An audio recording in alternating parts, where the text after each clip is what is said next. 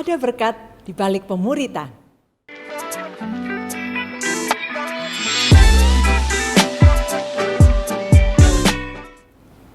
Para pemurid yang setia mengikuti Disciple TV selama ini, tak terasa kita telah mendekati ujung modul hidup sesuai visi Tuhan.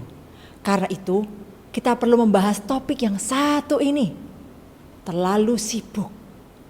Terlalu sibuk ini sebegitu pentingnya untuk kita perhatikan, karena setiap kita lengah, tahu-tahu kita mendapati diri kita masih saja terhalang untuk melangkah dalam visi Tuhan, atau menjadi kurang setia ketika menekuni panggilan Tuhan atas saya dan saudara.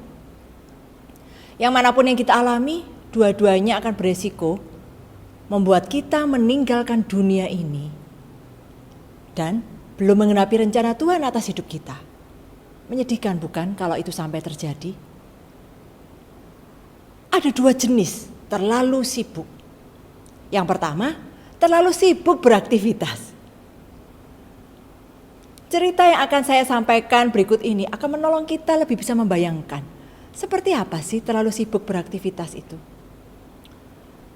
Ada seorang petani yang kehilangan jam tangannya ketika dia berada di lumbungnya. Wah, lumbungnya itu sangat penuh dengan jerami. Dan jam tangan itu penting buat dia karena itu adalah warisan keluarga. Ada nilai sentimental tersendiri buat dirinya. Maka dia pun segera mencari di seluruh lumbung di antara jerami-jerami itu. Dan tanpa hasil, jam tangannya tidak ketemu. Dia melihat ada anak-anak yang bermain di sekitar lumbungnya, maka dia memanggil mereka, "Ayo sini anak-anak, bantu saya untuk menemukan jam tangan saya yang hilang di dalam lumbung ini. Kalau kalian bisa menemukannya, saya akan memberikan hadiah kepada kalian." Maka mereka pun dengan semangat berkeliling ke seluruh lumbung, membolak-balik jerami, dengan harapan bisa menemukan jam tangan yang hilang itu. Tapi masih saja belum ketemu. Dengan hampir putus asa, si petani itu memberhentikan mereka. Ya sudahlah, kalau memang tidak bisa ketemu. Tapi ada seorang anak kecil yang datang dan berkata, Pak, tolong beri saya satu kesempatan lagi supaya saya bisa menemukan jam tangan itu. Si petani berpikir dan melihat kayaknya anak ini cukup baik kok. Ya sudah, cari lagi sana. Si anak itu segera berlari ke dalam lumbung. Dan setelah beberapa lama, dia kembali dengan jam tangan yang hilang itu. Si petani gembira sekaligus terkejut bukan kepalang. Bagaimana kamu bisa melakukannya? Ya, Pak, saya cuma duduk di bawah.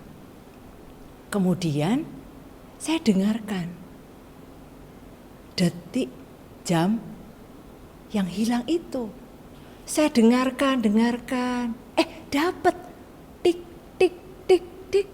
Dan selanjutnya saya tinggal mengikuti.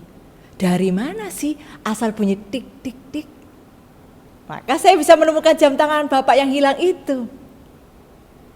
Jadi, Bapak Ibu Saudara, berpikir lebih sedikit mendalam tentang masalah jam hilang yang lagi dihadapinya ini, membuat si anak justru bisa menggunakan panca inderanya dengan lebih tepat sasaran.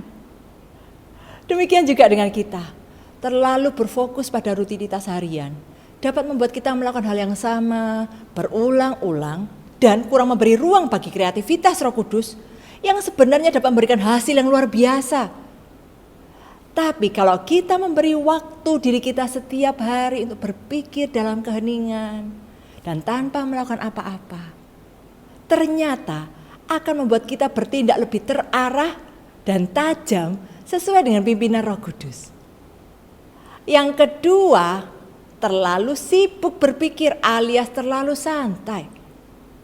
Kadang-kadang kita malah menghabiskan waktu terlalu banyak untuk memikirkan segala kemungkinan yang bisa terjadi jika kita melakukan ini, melakukan itu. Berandai-andai sehingga jadi menunda-nunda dan malas. Ayo kita menawan segala pikiran kita dan menaklukkannya kepada Kristus. Maka kita akan berani melangkah. Roh Kuduslah yang menjadi kekuatan pendorong kita Roh Kudus yang kreatif dan luar biasa berani itu. Nah, kalau Presiden Jokowi punya KIP, Kartu Indonesia Pintar, untuk mengoptimalkan program pendidikan di Indonesia, kita punya KIP juga loh. Tapi untuk apa? Untuk membebaskan kita dari jerat terlalu sibuk yang sangat membahayakan penggenapan visi Bapa dalam hidup kita. KIP kita itu adalah K, kasih karunia Bapa, I, istirahat, dan P, penyegaran. Yang pertama, kasih karunia Bapa. Dalam 1 Korintus 15 ayat 10, Paulus berkata seperti ini. Tetapi karena kasih karunia Allah, aku adalah sebagaimana aku ada sekarang. Dan kasih karunia yang dianugerahkannya kepadaku tidak sia-sia.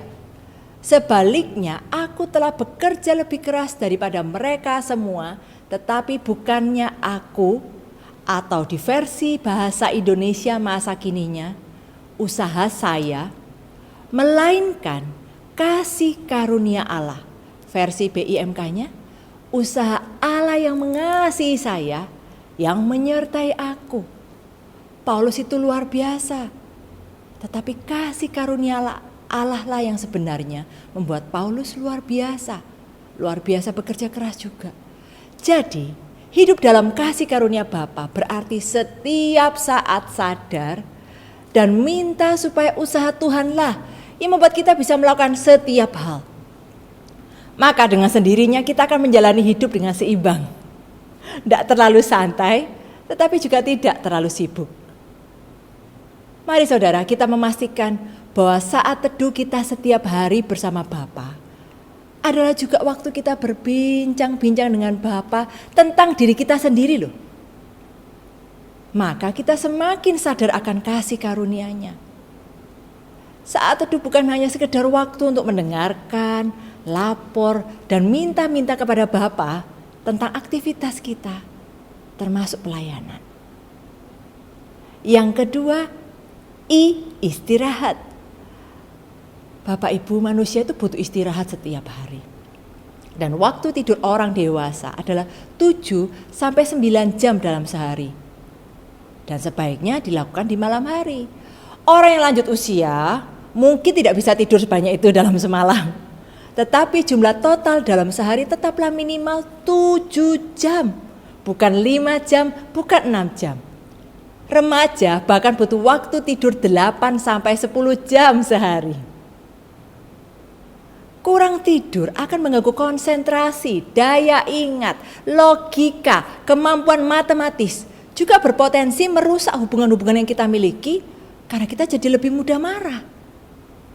Akibat-akibat dari kurang tidur inilah yang sebenarnya menyeret kita terlalu sibuk. Misalnya, hal yang seharusnya bisa dilakukan dengan mudah dan cepat jadi bertele-tele karena kita kurang konsentrasi atau lupa. Karena itu kita perlu cukup beristirahat supaya lebih produktif apapun peranan kita. Prioritas perlu ditetapkan dan delegasi perlu dilakukan supaya kita bisa beristirahat. Untuk itu kita perlu menentukan suatu hal perlu dilakukan atau tidak oleh diri kita sendiri dan bisa dibantu dengan beberapa pertanyaan ini. Apakah hal itu mutlak untuk berlangsungnya kehidupan saya atau orang lain? Kalau tidak usah dilakukan. Apakah itu mendukung saya untuk hidup sesuai visi Tuhan? Kalau tidak, kita perlu mengeliminasinya. Dan apakah ada orang lain yang dapat kita latih melakukan hal itu? Jadi nggak perlu diri kita sendiri. Yang ketiga, penyegaran. Manusia juga butuh penyegaran dalam waktu luang atau yang bisa kita sebut dengan hobi. Saya mendefinisikan penyegaran sebagai apapun yang bisa membuat ingatan dan kesadaran kita tentang kasih dan kuasa Bapa menjadi segar kembali.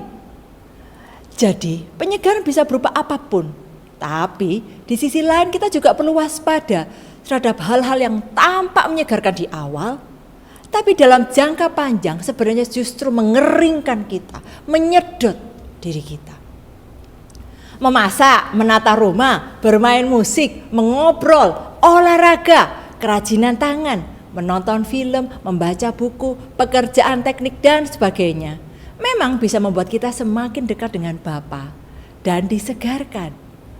Tapi jika hal-hal yang kita inginkan untuk menyegarkan malah membuat kita kurang tidur, kurang waktu berkualitas bersama keluarga, uring-uringan ketika hasilnya di luar harapan, terobsesi, jatuh dalam dosa, berarti itu sedang mengeringkan dan menambah kesibukan yang tidak perlu, malah menyeret kita menjauh dari visi Bapa.